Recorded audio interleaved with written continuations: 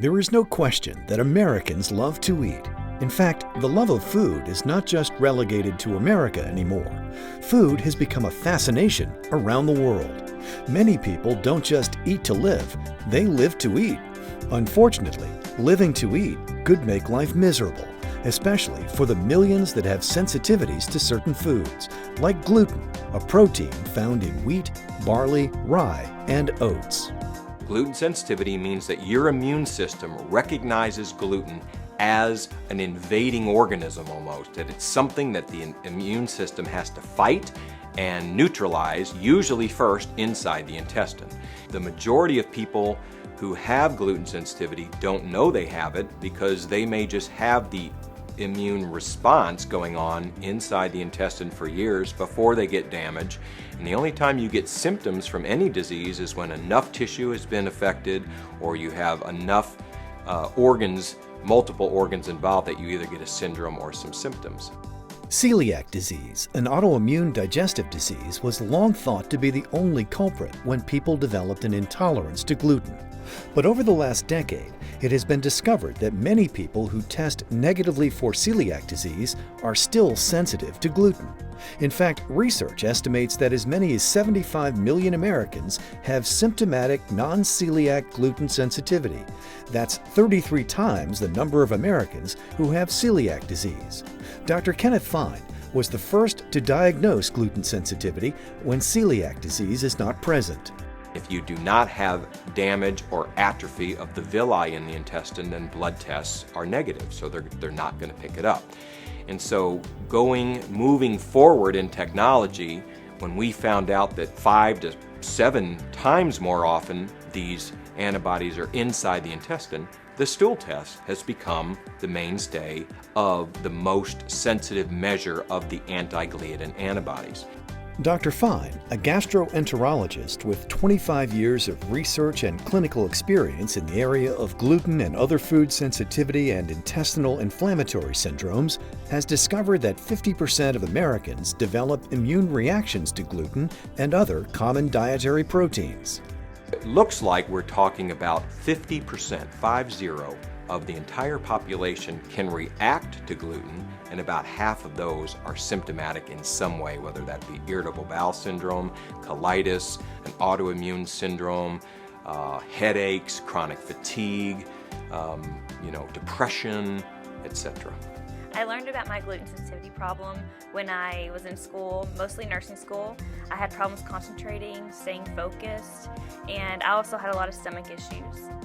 Dr. Fine established EnteroLab in 2000 to offer his newly developed diagnostic tests for gluten and other food sensitivity to the public directly via the internet. Turns out, by the way, stool is very stable during transit. It's not temperature sensitive, and even though we have people freeze the specimen before they send it, but it's very stable. It can be sent from around the world. Most of our clients are in the US, but we get specimens from all over the world. The gene specimen is actually some swab of a cell in the mouth, so just rubbing the cheek with a Q-tip type swab, and we can render a diagnosis in just 1 to 2 weeks. I learned through one simple test that was easy to order online, a stool test, that I have the main celiac gene. I also have intolerance to gluten, and I was also severely malabsorbing. From a very young age, I suffered with anxiety, concentration, and stomach problems. Then in my mid-40s, I developed microscopic colitis and Sjogren's syndrome, an autoimmune disease, and was tested for celiac disease, but the test came back negative. So totally frustrated, I found EnteroLab and Dr. Fine's work. And I ordered the test, and 3 weeks later, the test showed that I was intolerant to gluten, dairy, soy, and egg. Once I got my results, I was able to see what I was malabsorbing, take the supplements, and I also went into a gluten-free diet. And then I retested a year later and saw I wasn't malabsorbing anything. I was able to concentrate, stay focused, no stomach problems. I couldn't believe, after eliminating gluten for the first month, that my stomach problem, the pain that I had always had all my life, just disappeared. And some of the other problems just slowly started disappearing. Alongside EnteroLab, Dr. Fine established the nonprofit Intestinal Health Institute as a public health educational institute to bring important awareness of gluten and other food sensitivity testing first to the general public and then, with their help, to physicians and other health practitioners. A lot of people go to the internet to research health issues, and a lot of people are taking their health into their own hands by doing that these days because they don't always get the information that they need from their practitioners. So they find us on the internet, they call us, they ask us what we're all about, and then we help them determine if our testing might be convenient and practical for them to do.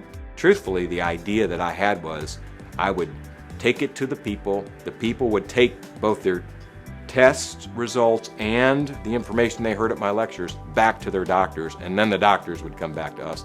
And that has happened. So right now, unlike when we started, when it was almost 100% to the public, we're now about half referring from health practitioners, all practitioners, not just doctors, and half from people finding us on EnteroLab.com. Dr. Fine's laboratory and staff are highly experienced in the science of immunological reactions to gluten and other foods that take place inside the intestine. Now, health-conscious individuals worldwide can gain valuable insight on how food can affect their overall and intestinal health, and they can do it online. To learn more about Dr. Fine's EnteroLab and the tests it offers, call today or visit EnteroLab.com.